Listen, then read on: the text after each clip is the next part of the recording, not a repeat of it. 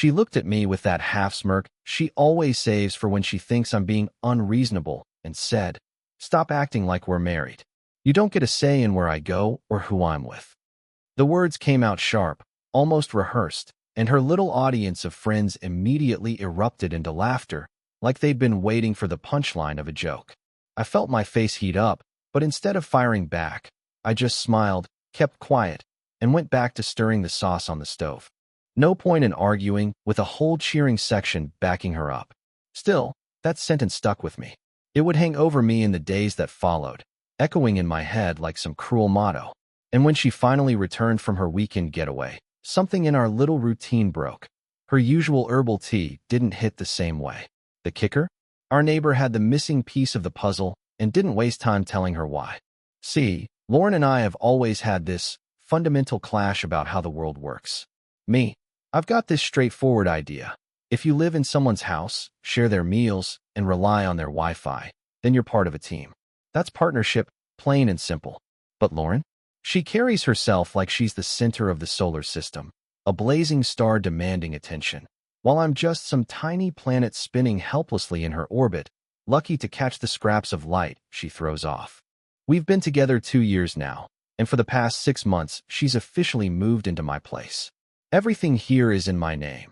The mortgage, the bills, even the Wi-Fi password that she shares more freely than I'd like. There's also this plaque by the front door that reads the Millers. She bought it one afternoon without even asking me, slapped it up like it was a done deal. At the time, I laughed it off, but now, well, let's just say it feels more like wishful thinking than reality. Me, I'm a simple guy. I like my peace and quiet. I make my living from home, working as a graphic designer. I've got a couple of good buddies I see once in a while, but honestly, my version of a wild Friday night is grabbing a new frozen pizza brand from the grocery store just to see if it's any good. Lauren is wired differently. For her, life is one big stage, and she's the star of every act. Her audience? The same 3 women who never seem to leave her side. I've nicknamed them the Harpies, though I'd never dare say that out loud. Their names are Megan, Ashley, and the third one, well, I can never remember her actual name. In my head, she's just Chardonnay, because she always smells like a wine bar and has that slightly glassy look in her eyes. The blow-up that set everything rolling downhill happened last weekend. I was standing in the kitchen, apron on, trying to get dinner together.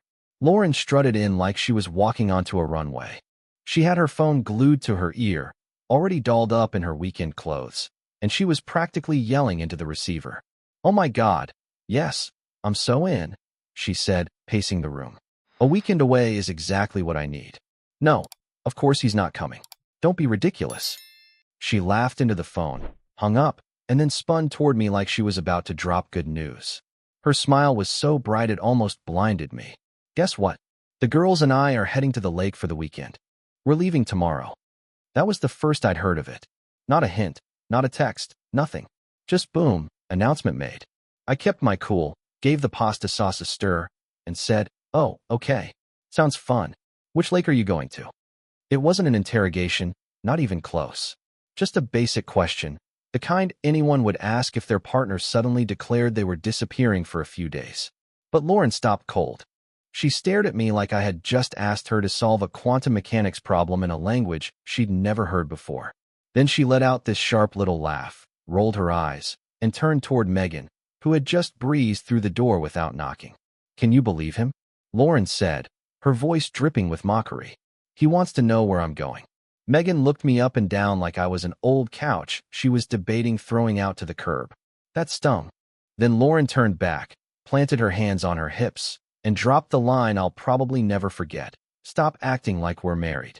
You don't get a say in where I go or who I'm with." By then, the whole gang had gathered in the kitchen. Megan, Ashley, and Chardonnay were lined up like a jury, ready to hand down a verdict. When Lauren delivered her zinger, the 3 of them exploded into laughter, a loud, grating chorus that bounced off the walls. To them, the idea of a man, standing in his own home, asking his live-in girlfriend where she was going for the weekend was apparently the funniest thing in the world. I just stood there in my own kitchen, holding a wooden spoon like it was some kind of useless weapon, pasta sauce dripping onto the tile floor in slow, lazy blobs. You'd expect me to get angry, right? to slam the spoon down, raise my voice, demand some respect. But no, that didn't happen. Instead, this weird, calm wave washed over me, like I'd just stepped out of my body and was watching the whole scene play out from above. It was almost peaceful, like meditation. In that moment, the little part of my brain that had been clinging to the idea of making this relationship work just quietly gave up. I could almost picture it. This tiny version of myself packing a little suitcase, tipping a hat, and walking out the door with no fuss. Gone. I looked at Lauren, with her smug little grin and her friends still buzzing with laughter behind her, and I gave her a smile of my own. A big, friendly, wide smile that had absolutely nothing behind it. A hollow grin. You know what? I said in the cheeriest tone I could muster. You're absolutely right. That one's on me.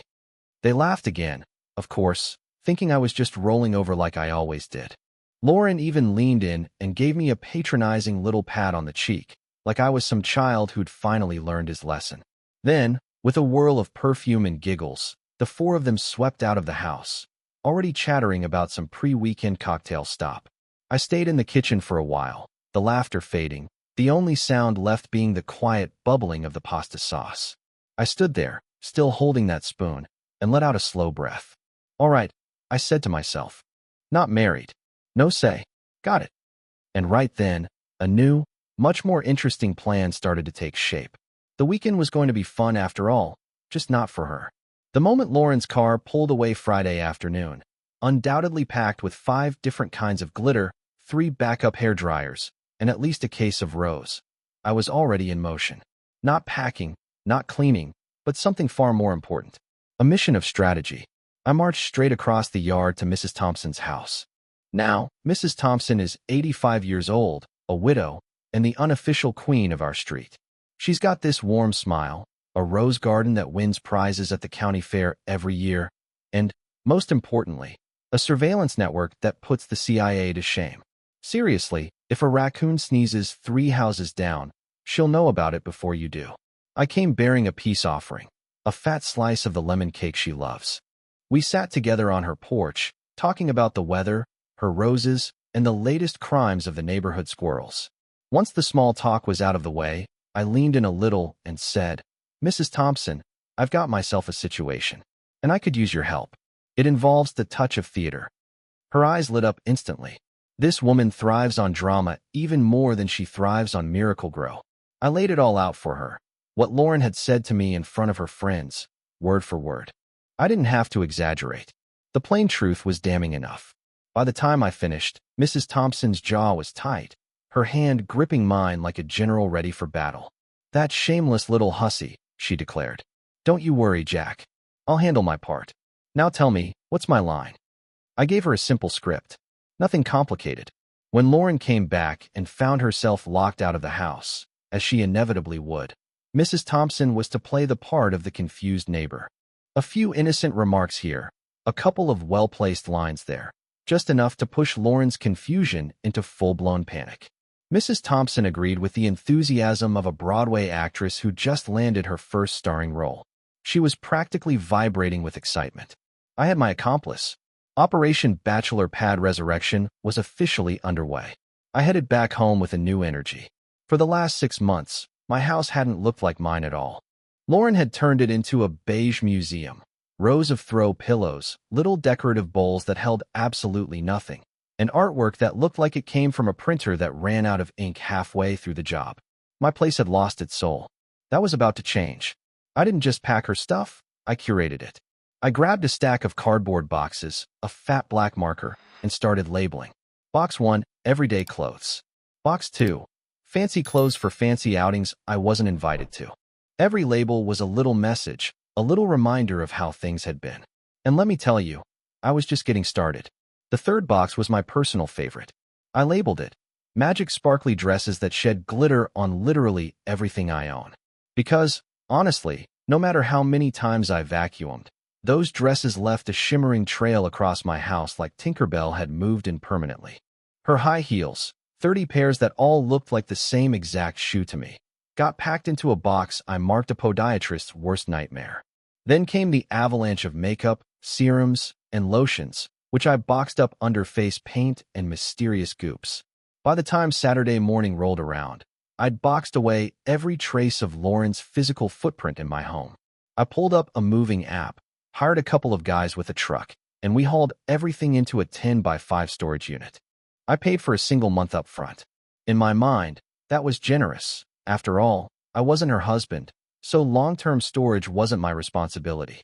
With the house finally cleared of her belongings, the real fun began. I went on a shopping spree, not the kind with throw pillows and candles, but the kind that restores a man's soul. First thing to go was her beige rug, the one that looked like it belonged in a waiting room. I rolled it up and swapped it for an AstroTurf rug that looked like a miniature football field. Then I listed her soulless white couch online and replaced it with a massive black leather recliner sofa. A beast with more cup holders than I had friends. 14 in total. My living room instantly felt alive again. Her minimalist, artsy coffee table? Gone. In its place, I found a vintage pinball machine on Craigslist. The thing didn't actually work, but it lit up with flashing neon colors, and that was good enough for me.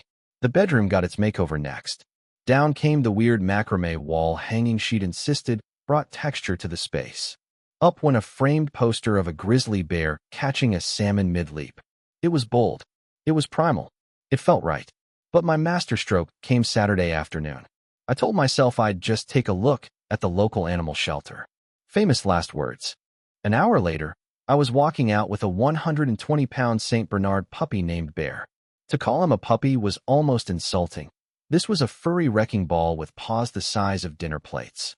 He lumbered into the house, drooled once, claimed the new recliner sofa as his throne, and passed out snoring like a lumberjack. Perfection. By the end of the day, my house was unrecognizable. No longer a beige showroom curated for Instagram posts. It was now a fortress of unapologetic bachelorhood. A place where frozen pizza and cheap beer reigned supreme. The rest of the weekend, I reveled in it. I tossed a ball around the yard with Bear. I drank beer straight from the bottle in my living room. I changed every password in the house. The new Wi-Fi name? Get your own Wi-Fi. Password. Not married lol. Subtlety has never been my strong suit. Sunday evening, I stretched out on my 14-cup holder sofa, Bear's massive head resting in my lap like a warm, drooling boulder. I cracked another beer, leaned back, and waited. The storm was on the horizon, and for the first time in months, I actually felt ready for it. Sure enough, around 10 p.m., my phone buzzed with a notification from the video doorbell. Showtime. Lauren strolled up the front walk, tan from her lake weekend, humming like she was arriving at a spa. She slipped her key into the lock, twisted, nothing. The brand new deadbolt I'd installed that morning didn't budge.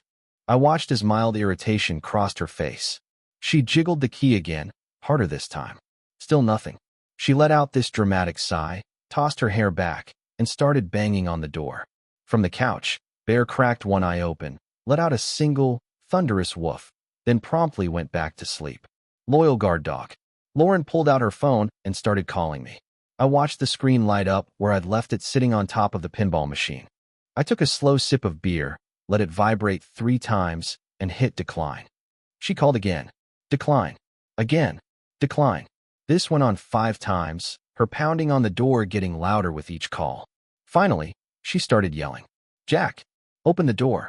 What the hell is wrong with you? My key isn't working. Her voice carried through the door like an echo chamber. I didn't answer. I just sat there in my recliner with Bear snoring beside me, enjoying the show.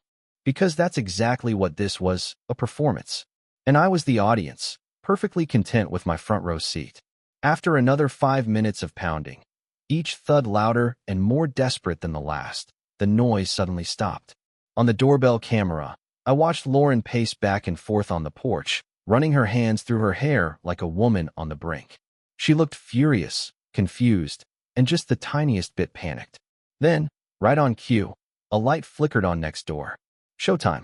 Out stepped Mrs. Thompson in her faded housecoat, clutching a watering can like it was part of the script. The woman had impeccable timing.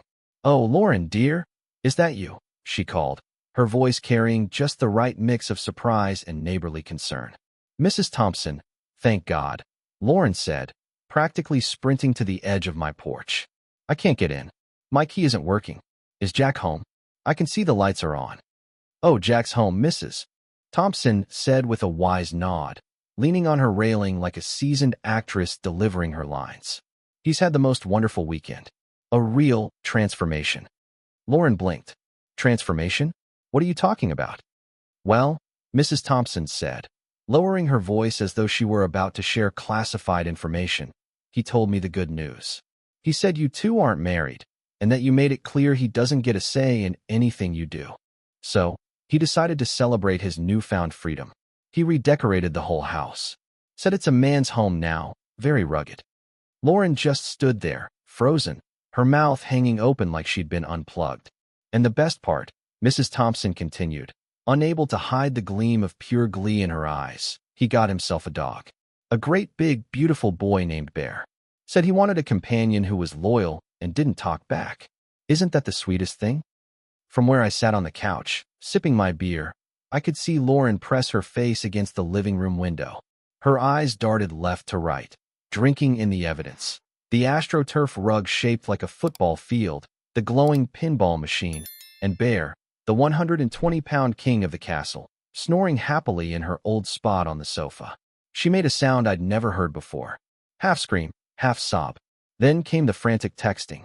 My phone lit up over and over, screen flashing with an avalanche of angry all-caps messages, demands, insults, accusations, an entire novel of fury. That's when I finally decided to respond. I typed out one calm, simple message. You told me to stop acting like we're married. You told me I don't get a say. I agree. This is my house, and you don't get a say in how I live in it. Since we're not married, I've returned your non-marital property to a secure location. The address is 979 Storage Avenue, Unit 48. The code is 0000. You have 1 month. Have a great life. Then I blocked her number. On the doorbell camera, I watched her reaction in real time. She read the text, her eyes darted to the phone, then back to the window, then back to the phone again. And then came the scream, loud, raw, pure rage. She hurled her phone onto my lawn with all the grace of a Greek tragedy. What followed was 15 minutes of the most spectacular meltdown I've ever witnessed. She ranted, raved, stomped around, arms flailing like she was auditioning for a Shakespearean villain role. Bear opened one eye, sighed, and went back to sleep, utterly unimpressed. Eventually, Megan showed up to scoop her off the porch. The next day, the inevitable social media campaign began. Vague, moody posts filled her feed. Long captions about betrayal. Sad Spotify background music. Dramatic stories about knowing your worth and cutting out toxic energy. It was pathetic, predictable, and worst of all, boring. The digital drama dragged on, but it had all the originality of a stock photo. Lauren and her harpy chorus posted endless stories with soft lighting and sad songs, talking about empowerment, strength, independence. All the usual buzzwords they probably cribbed from each other's captions. It was so generic, it was almost funny. They wanted sympathy, but what they really delivered was recycled cliches with filters. Meanwhile, I was at home on my recliner, cold beer in hand, one arm resting on Bear's massive back, scrolling past their melodrama with the kind of peace I hadn't felt in a very long time. Because in the end, Lauren was right about one thing. We weren't married. And for the first time since she moved in, I felt the freedom of that truth. They tried hard to make me out as the villain, but honestly, it was laughable, like watching someone try to paint the Mona Lisa using a paint-by-numbers kit from the dollar store, with half the colors missing. They posted vague quotes about toxic energy and knowing your worth, set to sad violin music, and tossed in selfies with teary eyes and wine glasses. It was so predictable I almost admired the consistency. For 2 days, I let them have their fun. Then, I decided it was time for some context. I didn't argue, didn't comment, didn't even tag them. Instead, I dropped one simple post on my private page, visible only to our mutual friends. It was an album, 3 pictures, nothing fancy, just the truth. Photo 1, my living room a month ago.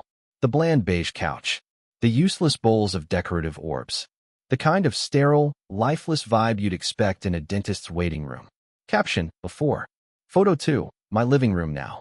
The glorious black leather recliner sofa with 14 cup holders like thrones for beer bottles. The AstroTurf rug marked like a football field. The pinball machine glowing in the corner like a neon shrine to bad decisions. And front and center, Bear the Saint Bernard, sprawled across the sofa like a drooling emperor, owning the place. Caption: After. Photo 3. A selfie of me and Bear. He's leaning his giant slobbery head on my shoulder, his tongue lolling out, while I'm grinning like a man who just won the lottery. Caption: Redecorated based on my new relationship status. Was informed I'm not married and don't get a say, so I embraced my freedom. Hashtag bachelorpad, hashtag dog is my co-pilot, hashtag no say no stay. That post. It was a nuclear bomb. The perfect mix of petty humor, undeniable dog cuteness, and ironclad receipts. Within hours, it spread like wildfire among our mutuals. People who had originally sent Lauren messages of sympathy suddenly flipped. The story was no longer angry boyfriend kicks girlfriend out. It was girlfriend tells boyfriend the relationship doesn't count, is stunned when he agrees. Lauren's army of harpies went silent. It's tough to maintain a victim narrative when the villain is posting wholesome dog selfies and living his best life. The fallout hit her hard. She crashed with Megan for less than a week before Megan got fed up with her endless whining and total unwillingness to pay rent. Soon enough, Lauren was back in her childhood bedroom, 3 hours away, living with her parents and complaining about how unfair life was. Then came the legal stunt. A letter from her lawyer landed in my mailbox, demanding access to her property and financial compensation for being made homeless.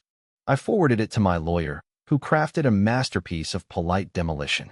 His response included a copy of my mortgage statement, the lease in my name alone, and a calm little note asking if Lauren would be reimbursing me for 6 months of rent, utilities, groceries, and Netflix while she lived rent-free in my house as a non-married guest. We never heard from her lawyer again. The funniest twist came a month later. Bear and I were at the dog park on a Saturday morning. He was galloping around like a horse with the zoom eyes, trying to shove 3 tennis balls into his mouth at once, while I was chatting with another dog owner. That's when I noticed someone lingering nearby. It was Chardonnay, the third harpy. She looked sheepish, hands stuffed in her hoodie pockets like a teenager about to confess to breaking curfew. "Hey, Jack," she said, her voice quieter than I'd ever heard it. I just wanted to say I'm sorry about that night at your house. We were out of line." I shrugged, keeping it simple. Lauren said what she said. I just took her at her word. Chardonnay gave a short laugh, shaking her head. "Yeah, she's a lot. She called me last week, complaining her parents are making her get a job. She said it was all your fault for ruining her life." She paused, looking at Bear, who was now rolling in the dirt like a drunk bear. "Honestly, looks like you're doing just fine." And she was right. The house is no longer a beige mausoleum. It's my home. The pinball machine still doesn't work, but its blinking lights spark conversations every time someone visits. The sofa has enough cup holders to survive a Super Bowl party. And Bear? Bear is the best roommate I've ever had.